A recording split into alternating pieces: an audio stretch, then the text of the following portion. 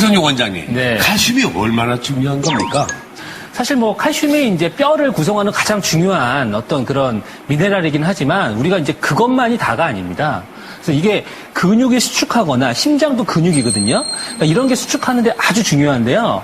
그래서 요즘에 이 갑상선 질환이 늘어나면서 갑상선 수술 많이 하시잖아요. 예.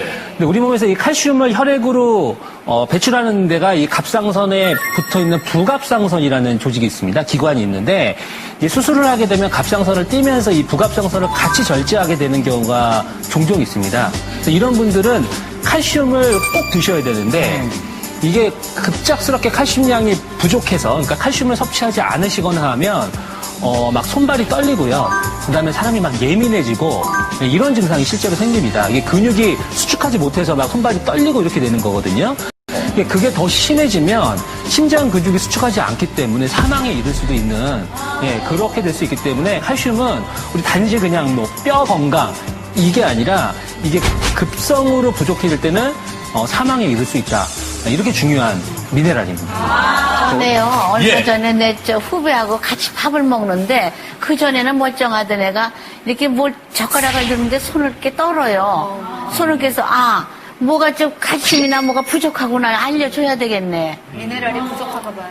그렇지? 아까 미네랄이 이기호 교수님께서 말씀하셨던 게 전기 신호 보내고 하는 거 역할이라고 했잖아요. 역할이네요. 그러니까 우리가 이게 근육이나 신경 통해서 결국 전기 신호를 보내고 있기 때문에 그런 세포 안에 필요한 칼슘이나 마그네슘이나 이런 것들이 부족하면 떨리게 돼 있단 말이죠. 그러니까 그런 보충을 먼저 한번 생각해 보는 게 중요합니다. 눈꺼풀 도 좀 떨리고. 네네.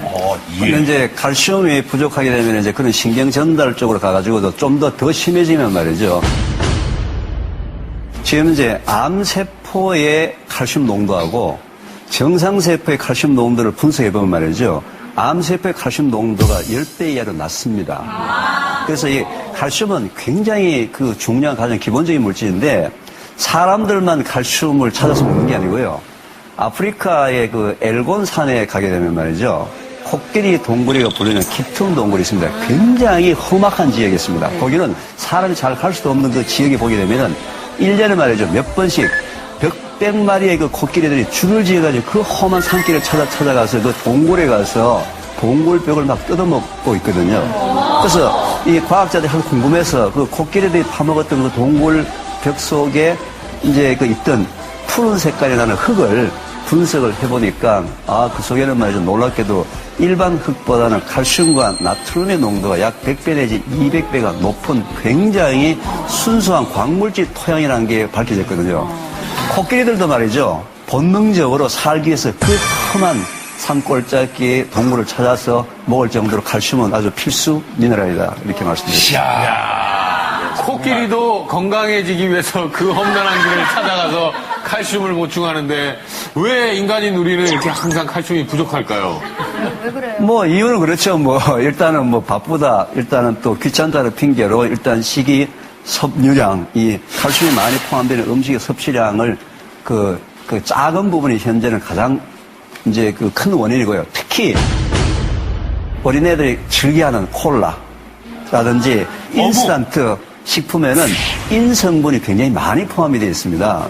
근데 인성분은 우리 몸에서 칼슘을 바깥으로 배출해 나가는 역할을 하기 때문에 이런 그 인이 많이 포함된 콜라 같은 것들을 많이 먹는 경우에는 아이들이 성장도 못한다 할 정도로 또 중년들도 이제 칼슘 부족 현상이 일어나고 있고요. 또 이제 현대인들을 보게 되면은 이 운동 부족이라든지 과다한 음주, 흡연 또는 고지방식, 스트레스 이런 걸로 인해 가지고 내가 칼슘을 먹었지만서도 칼슘의 체내 흡수율이 현저하게 떨어지기 시작합니다. 흡수율이 낮아서 이제 부족 현상이 생기는 거죠. 아니 그런데 흡수율도 낮죠. 거기다가 또 계속 빠져나가요. 나이가 들면서. 그러면 저희가 칼슘을 제대로 섭취 못했을 때 어떻게 되는 거예요?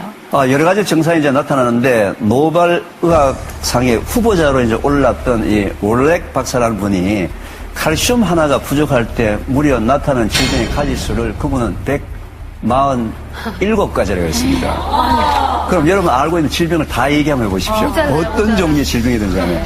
가장 대표적인 질병이 이제 당뇨라든지 성장장애, 여러분 잘 아시는 골다공증, 백내장, 골격질환, 순환기 질환, 고지혈증, 갱년기 장애, 동맥경화, 고혈압, 비만, 뭐 얼마나 할까요? 예.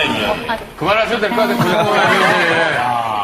자, 서재걸 원장님, 칼슘이 이렇게 무서운지 몰랐네요. 실제 그 칼슘이 우리 몸에서 부족하면 아까 우리 박상조 원장님 말씀하셨던 것처럼 99%가 어디에 있다고요? 뼈에 칼슘이 있죠. 예. 그럼 거기 있는 걸 끄집어내서 혈액으로 끌고 와야죠. 그렇게 해서 뼈에서 나온 칼슘들은 나중에 쓰고 나서 돌아가지 못하고 어디 가서 석회화라는 걸 만들어요. 석회화. 그래서 혈관벽에 상처가 나고 균이나 바이러스 같은 것들이 붙었다가 마지막 시멘트처럼 칼슘을 발라버리면 딱딱해집니다. 그게 동맥경화가 되거든요. 그러니까 칼슘이 뼈의 제자리에 있을 때는 유용한 거지만 이미 돌아다니면서 변형이 됐을 때는 우리한테는 아주 좀 치명적인 문제를 일으킬 수 있다. 그래서 칼슘은 어떻게 해야 되냐 하면은 위산이 있을 때 위에서 칼슘이 이온화가 되거든요. 철분도 마찬가지고. 그래서 우리가 왜 탄산칼슘이라고 그냥 하는 칼슘들은 흡수가 거의 한 4% 이하로 낮거든요.